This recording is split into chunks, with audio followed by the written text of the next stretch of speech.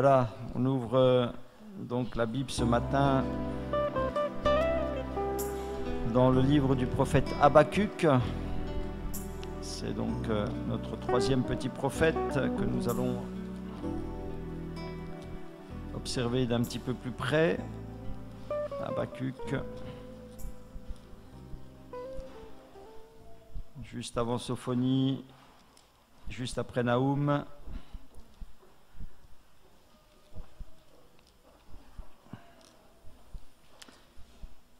Habakkuk chapitre 1 verset 1, oracle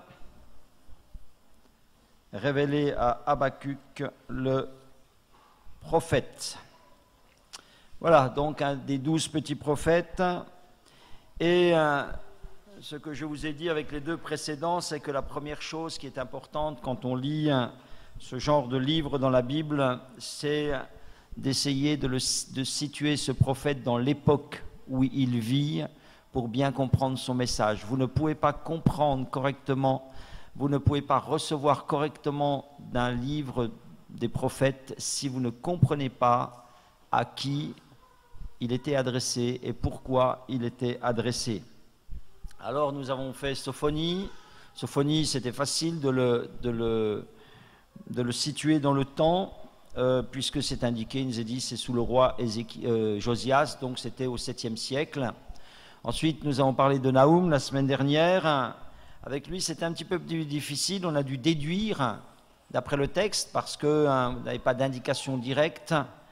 Et le texte, Naoum, on a trouvé que c'était une fourchette entre la chute de Thèbes et la chute de Ninive qui a lieu en 612. C'est aussi donc un prophète du 7e siècle comme Sophonie.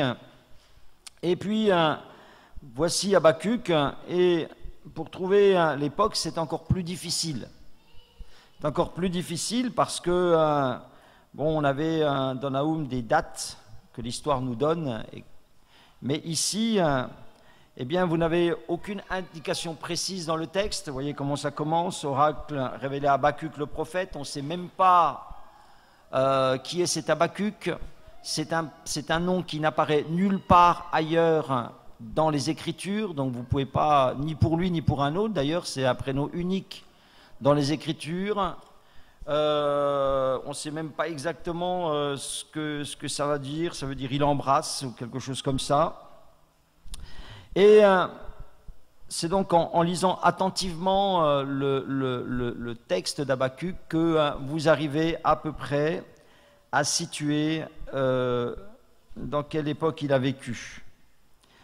Sa prophétie concerne, chapitre 1, verset 6, il est dit, Dieu dit par Habakkuk, « Voici, je vais susciter les Chaldéens, peuple furibond et impétueux. » Donc c'est une prophétie qui concerne les Chaldéens et plus particulièrement l'envahissement du pays d'Israël par les Chaldéens, parce qu'il est dit au chapitre 2, au verset 17, « Car les violences contre le Liban retomberont sur toi, donc sur vous les Chaldéens, et les ravages des bêtes t'effrayeront parce que tu as répandu le sang des hommes et commis des violences dans le pays contre la ville et tous ses habitants. » Voilà, contre la ville, c'est Jérusalem, contre le pays, c'est Juda. Et par là, et au travers de ce qui nous est dit là, donc l'envahissement de Juda et de Jérusalem par les Chaldéens, au travers des autres livres de la Bible et au travers de l'histoire, nous savons quand ces choses sont arrivées. Nous savons que ces choses sont arrivées en 586, c'est la chute de Jérusalem, vous savez, quand tout va être brûlé, le temple va être détruit. Et donc 586. Donc ça nous dit que, eh bien, cet Habakkuk est aussi un prophète du 7e siècle. Il est donc un prophète du même temps que Naoum, du même temps que Jérémie aussi.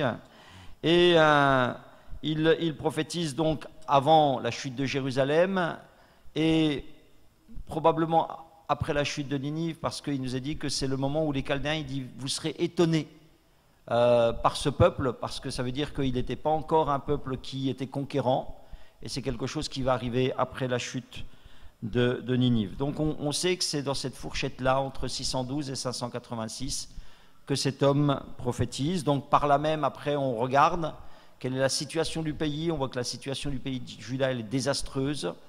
C'est une royauté où tout va de travers et où il y a beaucoup d'injustice, beaucoup de violence, parce que il y a plus ce sont des rois qui n'obéissent plus à la parole de Dieu.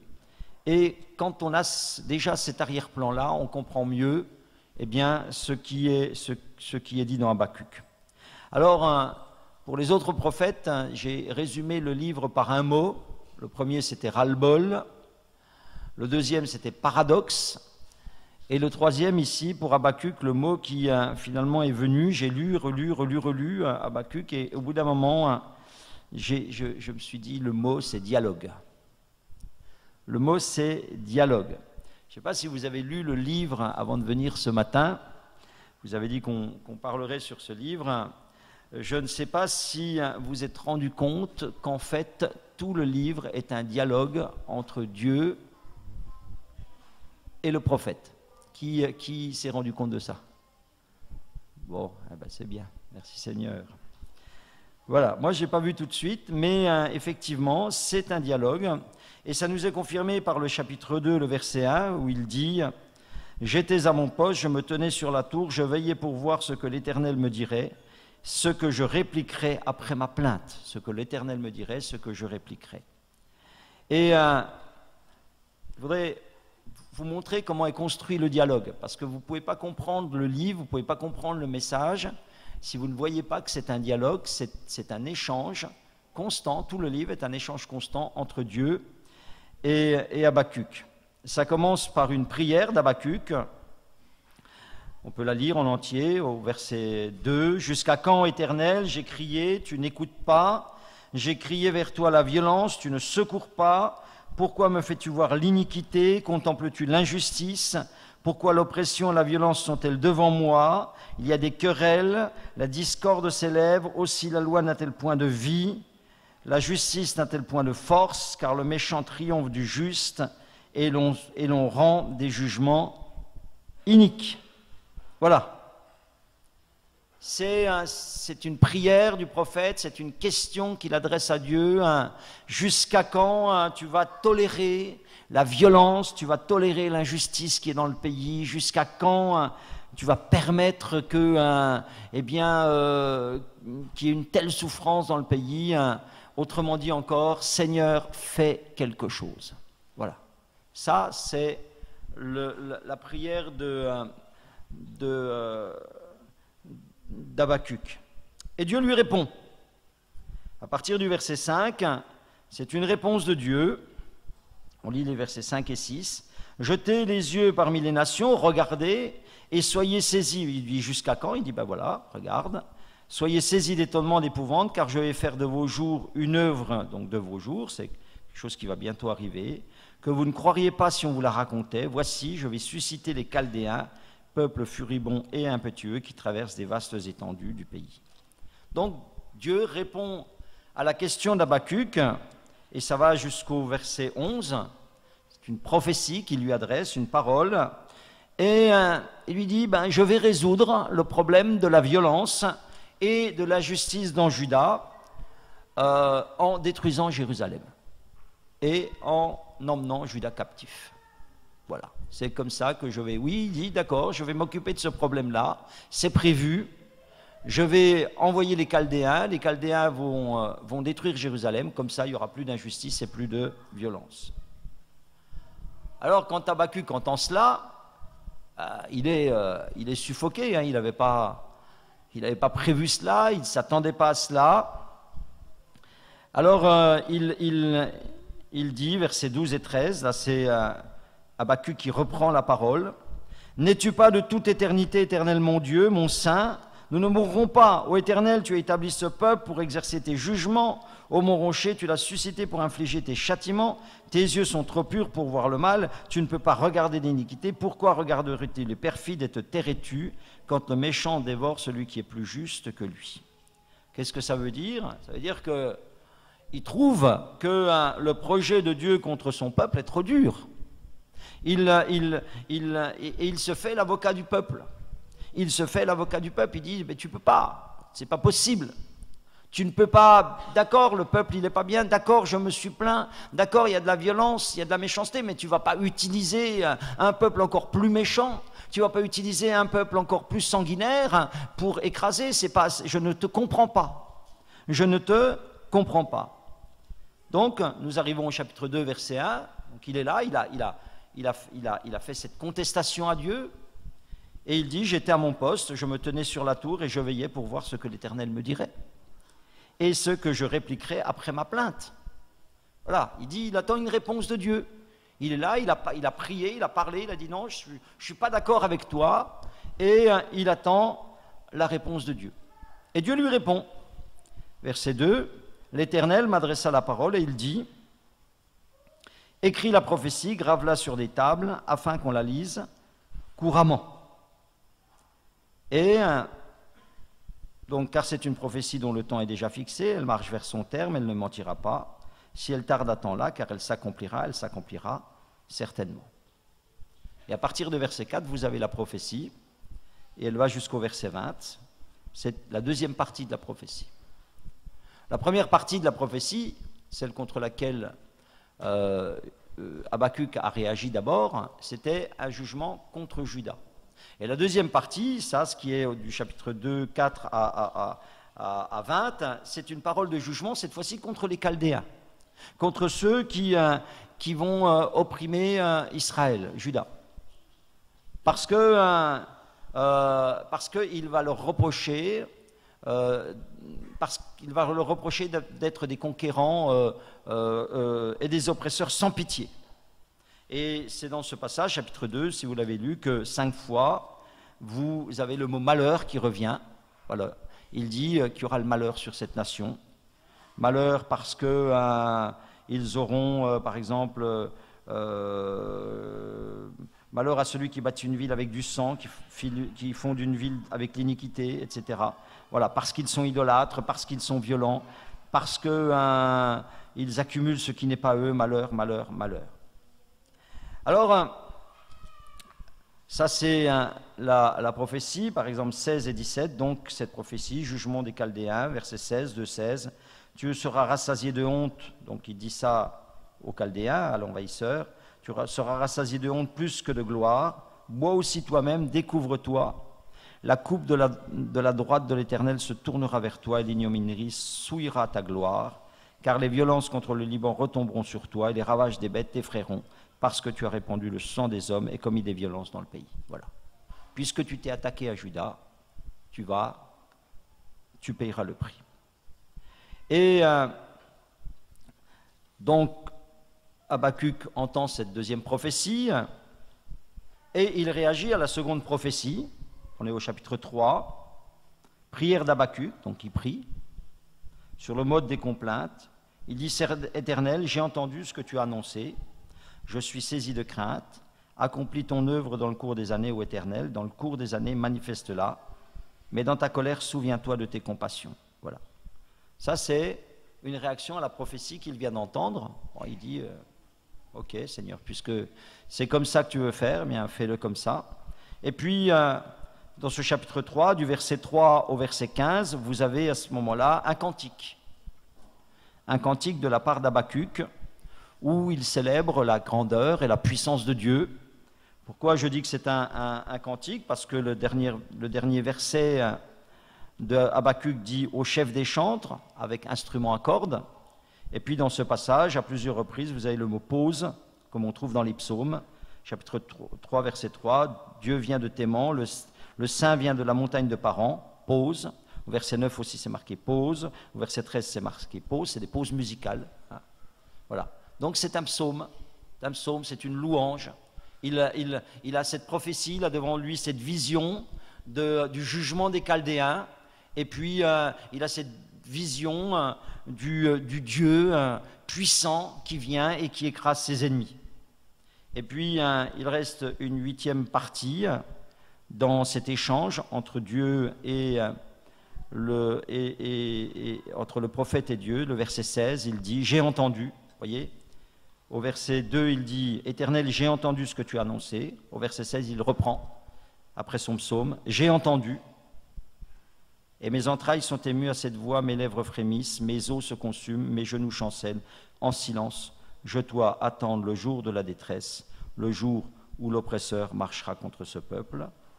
Là, il réagit à la première prophétie, celle de la destruction de Juda, et il dit que, voilà, en silence, il va attendre ce jour de détresse. Voilà, il se rend à ce que finalement Dieu a décidé.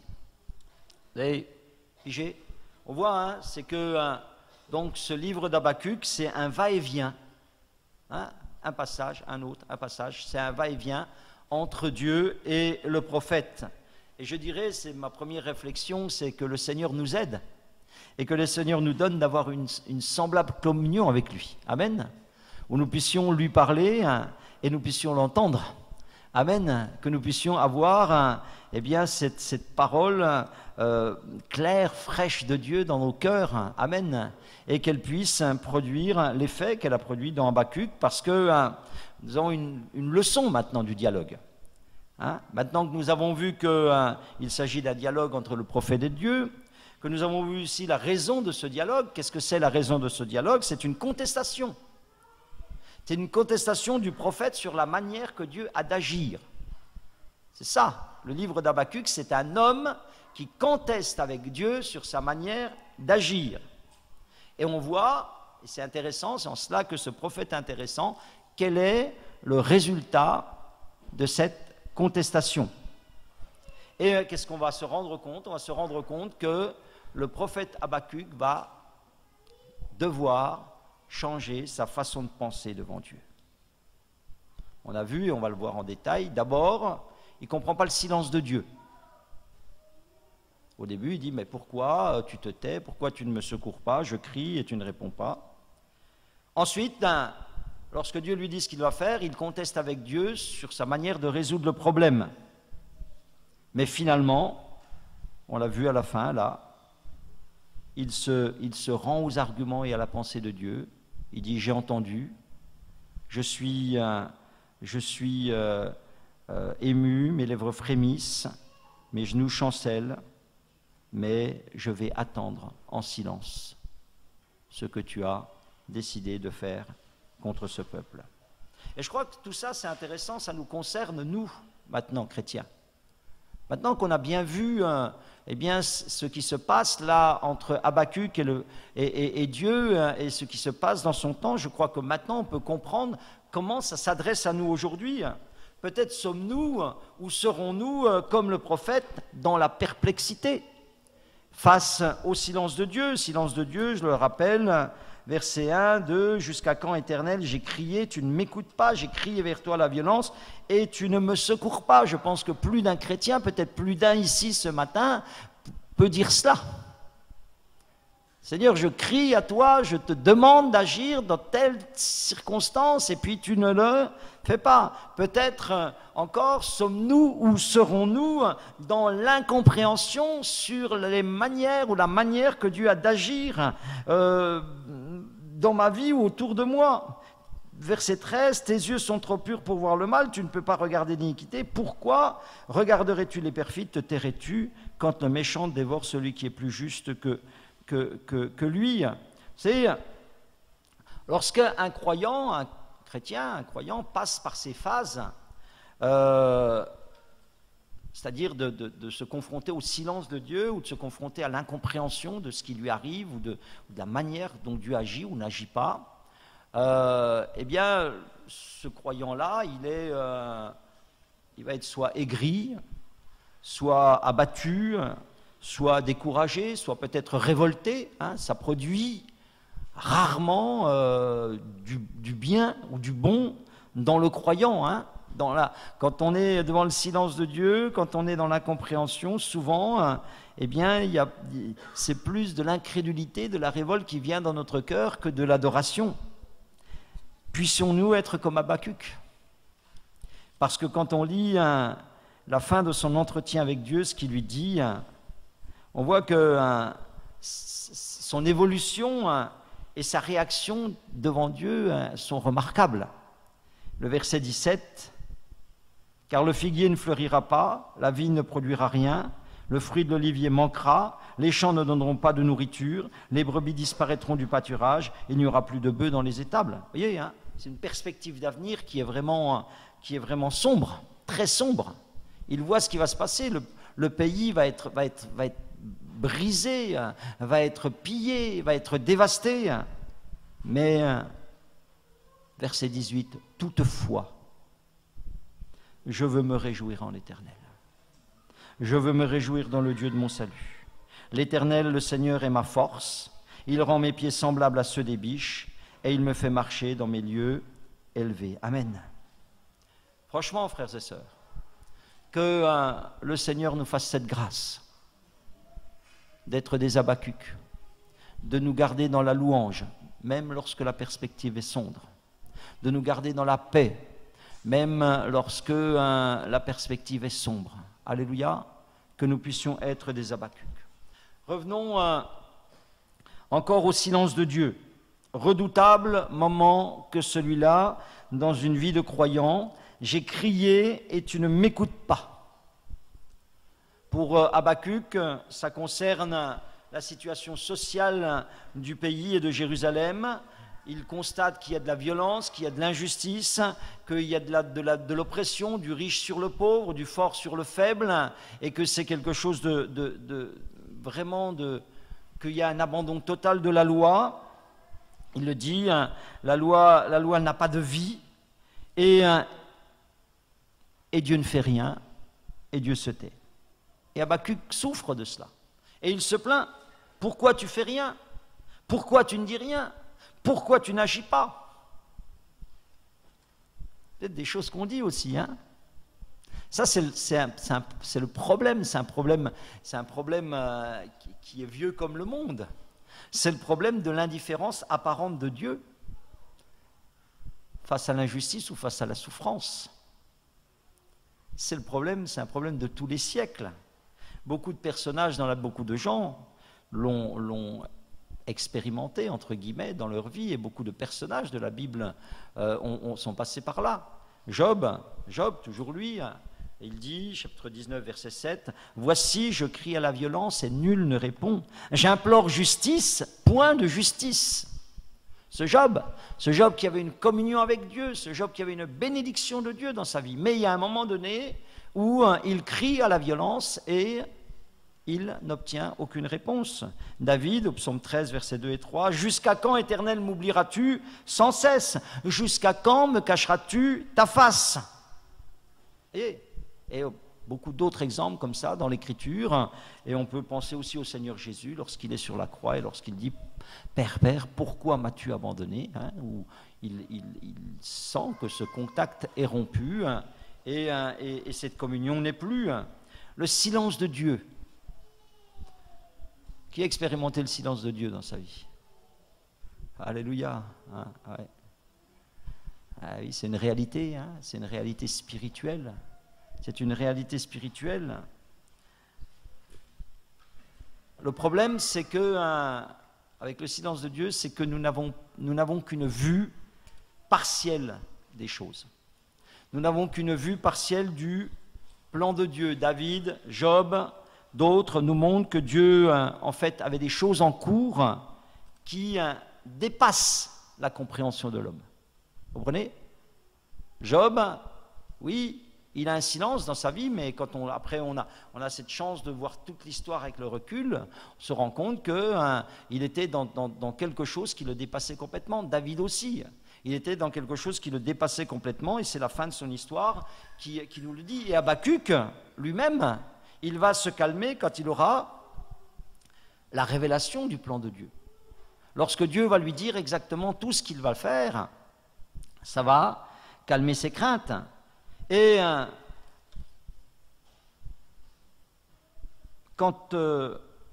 alors ça nous rend perplexes, ça rend perplexes. Voilà, c'est vrai que le silence de Dieu, quand on y est, un pasteur m'a dit un jour, j'ai expérimenté quand Dieu ne répond pas. Voilà, et c'est vrai. Alors c'est vrai que le silence de Dieu, ça rend perplexe, et quand on n'est pas rendu perplexe par le silence de Dieu, on peut l'être aussi par la manière d'agir de Dieu. Habacuc, il se plaint du laxisme de Dieu. Il dit que Dieu est laxiste. Hein. Il dit, il y a un désordre dans Jérusalem, il y a un désordre dans le pays et tu fais rien. Alors Dieu lui dit, on l'a vu, hein, je le redis, je le résume, Dieu il dit, ok, il n'y a pas de problème. Je vais résoudre le problème de Jérusalem, je vais résoudre le problème du désordre, je vais envoyer les Chaldéens et puis ils vont raser la ville, détruire la ville, comme ça, plus de ville, plus de violence et plus d'injustice. Et autrement dit, puisque Juda n'a pas voulu de son plein gré se soumettre à la loi de Dieu, je vais le soumettre à la force d'un plus fort que lui, à une loi d'un plus fort que lui. Et puis, bah voilà, puisqu'il ne le fait pas de gré, il l'aura de force. Et on voit que la solution, elle ne plaît pas à Habakkuk. Est-ce que parfois Dieu, il vous a proposé des solutions qui ne vous plaisent pas? Hein, on a entendu dans la prophétie où quelqu'un attend quelque chose de Dieu et Dieu lui dit « Je ne veux pas te donner ça, ce n'est pas mon projet pour toi. Hein. » Mais la solution, elle ne plaît pas à Habakkuk. Il trouve que le châtiment est démesuré. Visiblement, il n'aurait pas fait comme ça. S'il avait été à la place de Dieu, il n'aurait pas fait comme ça. Et il trouve que cette solution, elle est anormale. Parce que pour lui, les Chaldéens, la manière dont Dieu les décrit, hein, il dit c'est un peuple furibond, impétueux, sans pitié, sanguinaire. Et il dit mais ces gens-là sont bien plus méchants que les méchants de Jérusalem. Comment le méchant va-t-il dévorer celui qui est plus juste que lui? Comment tu vas laisser le méchant qui ne te connaît pas, qui n'a pas ta loi, dévorer le méchant qui, bon, quand même, méchant qu'il est, il est quand même dans ton peuple. Et c'est vrai ce qu'il dit, c'est possible, c'est possible. Mais ici, c'est l'histoire de la machine à laver dont je vous ai parlé la semaine dernière. Vous savez, c'est quoi la machine à laver de Dieu? C'est que si on ne se réforme pas soi-même, c'est Dieu qui va nous réformer. Si on ne fait pas le travail, si on ne se juge pas soi-même, c'est Dieu qui va nous juger. Si on ne s'humilie pas soi-même, c'est Dieu qui va nous humilier. Et je vous ai dit que le problème, c'est qu'on ne sait pas avec quel programme de lavage, eh bien, Dieu va nous essorer, va nous laver, va nous transformer. Et que, comme nous ne savons pas quel programme il va utiliser, nous avons toujours meilleur temps de faire nous-mêmes plutôt que de le faire par Dieu. Si on ne fait pas de gré, si on ne fait pas de soi-même ce que la parole nous dit de faire, on risque de se retrouver sous un joug beaucoup plus difficile, beaucoup plus douloureux, beaucoup plus contraignant que celui que nous refusons à Dieu. Ça, c'est quelque chose qu'on doit comprendre. Combien de fois avons-nous été décontenancés par la manière d'agir de Dieu? Nous avons trouvé les choses injustes, nous avons vu des méchants qui ont triomphé, nous avons vu des pires qui ont réussi, nous avons vu d'autres qui ont été, d'autres que nous qui ont été bénis, nous avons vu des gens qui ont reçu ce qu'on espérait recevoir et nous on ne l'a pas reçu.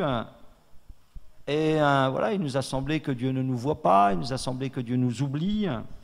Écoutez ce que dit Jérémie, chapitre 12, verset 1. Jérémie, chapitre 12, verset 1. Ça, c'est des réalités, c'est des choses qu'on vit encore aujourd'hui, vous voyez. 2700 ans plus tard, les croyants que nous sommes pourront passer par les mêmes moments de perplexité et d'incompréhension. Voici ce que dit Jérémie à Dieu. « Tu es trop juste, Éternel, pour que je conteste avec toi. Je veux néanmoins t'adresser la parole sur tes jugements. Pourquoi la voie des méchants est-elle prospère? Pourquoi tous les perfides vivent-ils en paix ?» Hein? Voilà. Il dit, je voudrais pas critiquer. Hein? Je voudrais pas critiquer. Hein? Mais je ne comprends pas. Et on voit qu'un prophète comme Jérémie, ou ces prophètes comme Jérémie et Habakkuk, qui étaient des hommes qui avaient une réelle communion avec Dieu, qui étaient vraiment des instruments, ce sont des prophètes, vraiment des gens qui sont des instruments dans la main de Dieu, mais ces gens-là, ils étaient dépassés. Ils étaient dépassés par la manière que Dieu a d'agir. Je ne comprends pas pourquoi les méchants prospèrent. Je ne comprends pas pourquoi tu fais comme ça. Alors la vérité, c'est la suivante. La vérité, c'est que Dieu est Dieu. Et que Dieu fait ce qu'il veut. Et que pour nous, en face de cette situation, en face de ce constat, voilà, qui est de tout le temps, hein, eh bien, pour nous, l'attitude la plus intelligente, l'attitude la plus spirituelle consiste à collaborer avec Dieu. Elle consiste à entrer dans la pensée de Dieu. Vous voyez, Jérémie, quand même, il est prudent. Hein, il dit, tu es trop juste pour que je conteste avec toi. Hein, je n'ai pas ta sagesse. Je ne sais pas tout comme toi. Regardez Job, il finira par reconnaître, hein, j'ai parlé sans les comprendre de choses qui me dépassent. Et Habakkuk, lorsqu'il a contesté avec Dieu hein, sur sa manière d'agir, il dit quoi? Je veillais pour voir ce que l'Éternel me répondrait. Voilà. Et qu'est-ce que Dieu lui dit quand il attend la réponse de Dieu? C'est très intéressant. Verset 3, l'Éternel m'adressa la parole et il dit, écris la prophétie, grave-la sur des tables afin qu'on la lise couramment. C'est une prophétie dont le temps est déjà fixé, il y a un calendrier. Elle marche vers son terme, elle ne mentira pas, si elle tarde à temps là, elle s'accomplira certainement. Qu'est-ce que ça veut dire? Dieu lui dit, écoute Habakkuk, c'est vrai, ça ne te plaît pas, c'est vrai, tu ne comprends pas, mais c'est comme ça. C'est comme ça et ça ne changera pas. Ça veut dire, Habakkuk, on va le faire à ma façon. On va le faire à ma façon et je te demande de me faire confiance. C'est très important qu'on comprenne ça. On va le faire à ma façon et je te demande de me faire confiance. Il dit d'accord, la situation te déplaît, c'est vrai, tu ne comprends pas, mais c'est non négociable. C'est écrit, ça arrivera certainement, c'est comme ça. Par contre, il y a un chemin pour toi. Par contre, il y a un chemin pour toi et il y a un chemin pour ceux qui veulent s'en sortir. Chapitre 2, verset 4. Mais le juste vivra par la foi. Mais le juste vivra par la foi. Oui, les Chaldéens viendront. Oui, Jérusalem sera détruite. Oui, c'est comme ça. Maintenant, la coupe est pleine. Maintenant, c'est décidé. Le programme de la machine à laver est décidé. J'ai mis ça dedans et ça va arriver. J'ai mis le minuteur et il y a une date qui est arrêtée et ça se mettra en route et personne ne peut l'arrêter, c'est comme ça.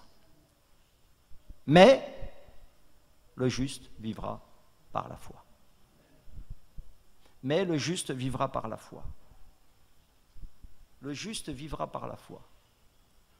5 mots. C'est pas grand-chose, hein, cette phrase. C'est 5 mots. C'est une pauvre phrase, perdue au milieu de milliers de phrases qui sont dans la Bible. Le juste vivra par la foi.